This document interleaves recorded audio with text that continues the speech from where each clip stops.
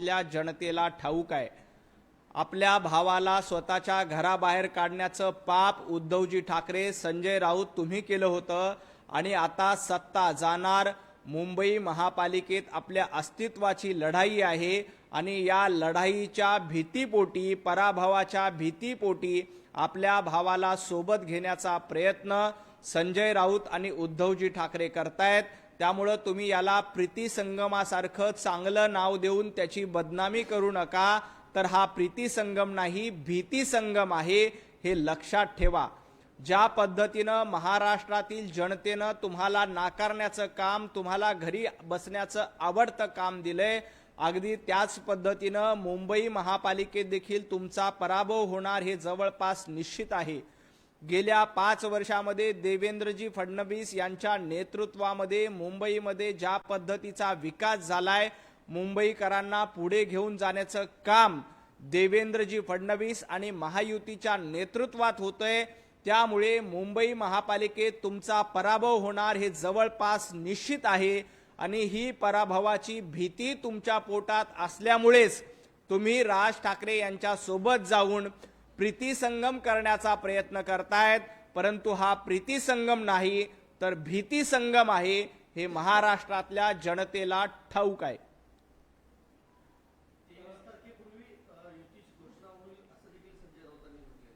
खरं तर 23 तारीख करू द्या नाही तर 12 तारीख करू द्या, 16 तारखेला भारतीय जनता पार्टी आणि महायुतीचा भगवा मुंबई महापालिकेवर निश्चितपणे फडकणार आहे. मला एक माहिती अशी मिळाली की राजजी ठाकरे यांना फक्त 60 जागा देऊन त्यांची बोळवण करण्याचा प्रयत्न उभाटा गटाकडनं केला जातोय. परंतु उभाटा गटांच्या 60 जागांच्या ऑफरवर राजजी ठाकरे यांची मान्यता नाही. ते जवळपास 100 जागा मुंबई महापालिकेमध्ये मागतायत, परंतु उद्धवजी फक्त 60 जागा देऊन त्यांची बोळवण करण्याचा प्रयत्न करतायत. त्यामुळे ही जी काही युती असेल किंवा भीती संगम आहे तो उद्याच होईल का याची खात्री नाही. राज ठाकरे फक्त 60 जागांवर समाधानी होतील असं वाटत नाही. अर्थात त्यांनी 60 जागांवर समाधानी व्हावं का 100 जागांवर व्हावं का 40 जागांवर व्हावं हा त्यांचा प्रश्न आहे, त्यांचा अंतर्गत प्रश्न आहे. परंतु आपण काल नगरपालिकेच्या आणि नगरपंचायतीच्या निवडणुकीमध्ये बघितलं, महाराष्ट्रातील जनता देवाभाऊंच्या पाठीशी आहे.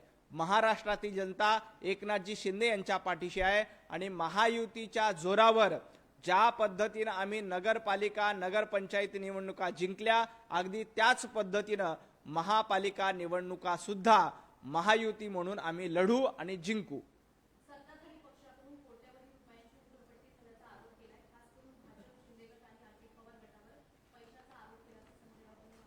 खरं तर संजय राऊत यांनी असे आरोप करण्याच्या आधी एखादा पुरावा असेल तर तो पुरावा माध्यमांसमोर द्यायला पाहिजे होता, परंतु एकही पुरावा द्यायचा नाही.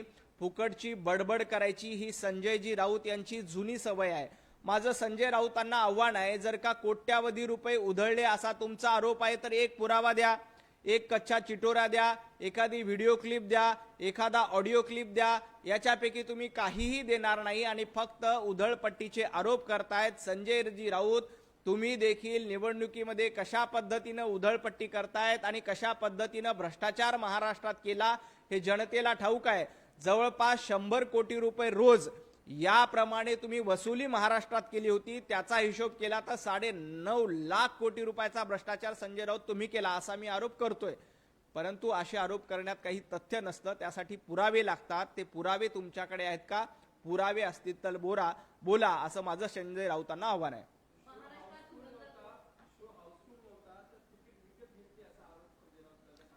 खरं तर संजय राऊत यांना पत्रकारांनी विचारलं की तुमच्या 2 भावाच्या एकत्रीकरणाचं नाटक कधी होणार आहे.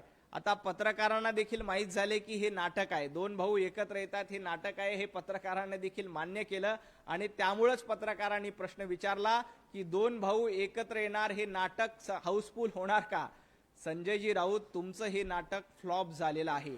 भाऊ बंदकीचं हे नाटक किंवा वाडा चिरेबंदी करण्याचा प्रयत्न तुम्ही जो केलाय तो फ्लॉप झालेला आहे.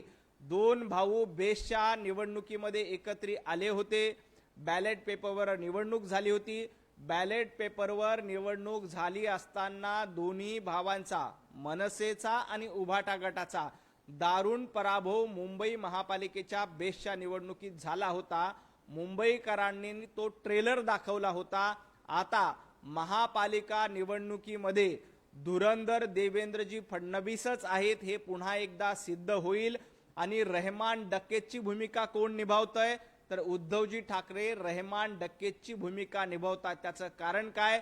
छत्रपती संभाजीनगरच्या नामांतराच्या विरोधात ज्यांनी याचिका दाखल केली होती, नामांतराला ज्यांनी विरोध केला होता, त्या लोकांना मातोश्रीवर प्रवेश दिला जातो आणि उभाटा गटामध्ये त्यांना सामील करून घेतलं जातं.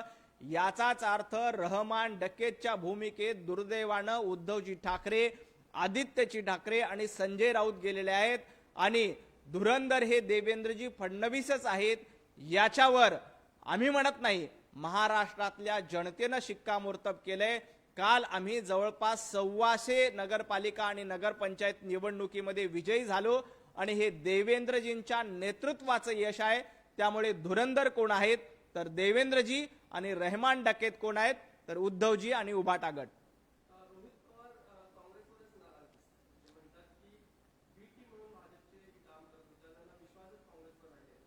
खरं तर कालपर्यंत रोहित पवारजी असं म्हणत होते की MIM भारतीय जनता पार्टीची बी टीम आहे, वंचित बहुजन आघाडी भारतीय जनता पार्टीची बी टीम आहे. आता रोहित पवारांना नवा साक्षात्कार झालाय. कदाचित रात्री त्यांना स्वप्न पडलं असेल की काँग्रेस भारतीय जनता पार्टीची बी टीम आहे. रोहित पवारजी, ज्या काँग्रेसच्या मांडीला मांडी लावून तुम्ही बसलायत, आता ही महाविकास आघाडीमध्ये तुम्ही आहात. काँग्रेसला तुमच्यापेक्षा जास्त जागा, म्हणजे शरद पवार गटाला ज्या जागा मिळाल्या त्याच्यापेक्षा 3 पट जास्त जागा काँग्रेसला मिळाल्या. त्यामुळे कदाचित आपल्याच मित्राचं यश रोहित पवारांना बघवत नाही. त्यामुळे ते अशा पद्धतीनं काँग्रेसवर टीका करतायत. काँग्रेस कुणाची बी टीम आहे याचं उत्तर रोहित पवारांनी हर्षवर्धन सपकाळजींना विचारलं पाहिजे, रोहित पवारांनी शरद पवार साहेबांना विचारला पाहिजे, राहुल गांधींना विचारलं पाहिजे. एक मात्र नक्की आहे की काँग्रेसची या बाकी दोघांच्या तुलनेमध्ये थोडंसं यश जास्त मिळतंय. काँग्रेस विदर्भामध्ये जवळपास 31 जागा मिळाल्यात 100 पैकी. परंतु काँग्रेसचं हे यश पास होण्यावरही नाही, कारण पास होण्यासाठी 100 पैकी 35 जागा लागतात. काँग्रेस ढकलपास देखील झालेली नाही. काँग्रेसचे नेते, काँग्रेसचे प्रदेशाध्यक्ष हर्षवर्धन सपकाळजी यांच्या मतदारसंघामध्ये, यांच्या बुलढाणा जिल्ह्यामध्ये काँग्रेसची धुळधाण उडालेली आहे. भारतीय जनता पार्टीला मोठ्या प्रमाणात यश मिळालंय. आमची लढाई काँग्रेस सोबत आहे. मुंबईमध्ये आमची लढाई उभाटा सोबत आहे.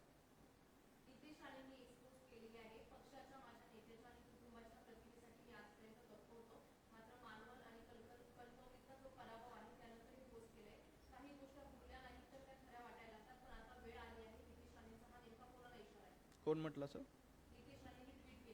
नाही, नितेशजी राणे हे महायुतीतलेच आमचे नेते आहेत. आम्ही सिंधुदुर्गामध्ये काही ठिकाणी आमची युती होऊ शकली नाही, त्याच्यामुळे आम्ही वेगवेगळे लढलो.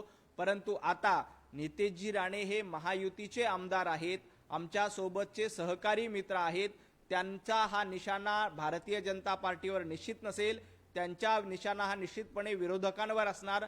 आम्ही महायुती म्हणून एकत्र आहोत. काही ठिकाणी आमची युती झाली नव्हती, तरी आता आम्ही पोस्ट इलेक्शन आम्ही एकमेकांसोबत राहू आणि मालवणमधल्या, सिंधुदुर्गमधल्या जनतेचा विकास कशा पद्धतीनं करता येईल, कशा पद्धतीनं कोकणाला पुढे घेऊन जाता येईल याचा विचार आमच्या डोक्यामध्ये आहे.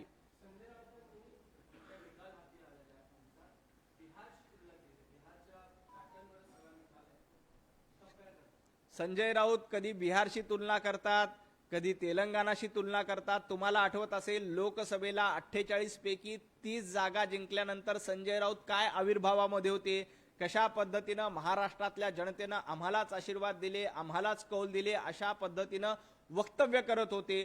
विधानसभेला पराभव झाला, लगेच रडायला लागले. नगरपालिका, नगरपंचायतीला निकाल लागला, लगेच रडायला लागले. मुंबई महापालिकेसह 29 महापालिकेमध्ये उभाटा गटाचा असाच पराभव होणार आहे, त्यामुळे लढायची सुरुवात करतायत. तुम्हाला बिहार आठवत असेल तरीही मुंबई आहे आणि महाराष्ट्र आहे. महाराष्ट्रातला मराठी माणूस स्वाभिमानी आहे. तो देवेंद्रजींच्या पाठीशी विकास कामं करणाऱ्यांच्या पाठीशी भरभक्कमपणे उभा आहे. जे घरामध्ये बसून राहतात, जे फेसबुकवर लाईव्ह करतात, त्यांना जनता कधीही आशीर्वाद देत नाहीत. तुमच्या माहितीसाठी उद्धवजी ठाकरे गेल्या काही दिवसांपासून एक वाक्य सातत्यानं बोलतायत की माझ्या हातामध्ये देण्यासारखं काही नाही, माझे हात पूर्णपणे रिकामे आहेत. महाराष्ट्रातल्या जनतेनं देखील उद्धवजींना सांगून टाकलं, उद्धवजी आमच्या हातामध्ये तुम्हाला देण्यासारखं काही नाही, आमचे हात देखील रिकामे आहेत. आणि म्हणूनच उभाटा गटाला फक्त 8 जागांवर समाधान मानावं लागलं, कारण महाराष्ट्रातल्या जनतेनं उद्धवजीप्रमाणे आपले हात देखील रिकामे आहेत उद्धवजींसाठी हे दाखवून दिलं आणि देवेंद्रजी फडणवीस यांना भरभरून आशीर्वाद दिले. जवळपास 125 ठिकाणी भारतीय जनता पार्टीचे नगराध्यक्ष झालेत. हे कशाचं द्योतक आहे? हे याचं द्योतक आहे की जनतेचे आशीर्वाद, लोकांचा पाठिंबा हा भारतीय जनता पार्टी, देवेंद्रजी फडणवीस आणि महायुतीला आहे.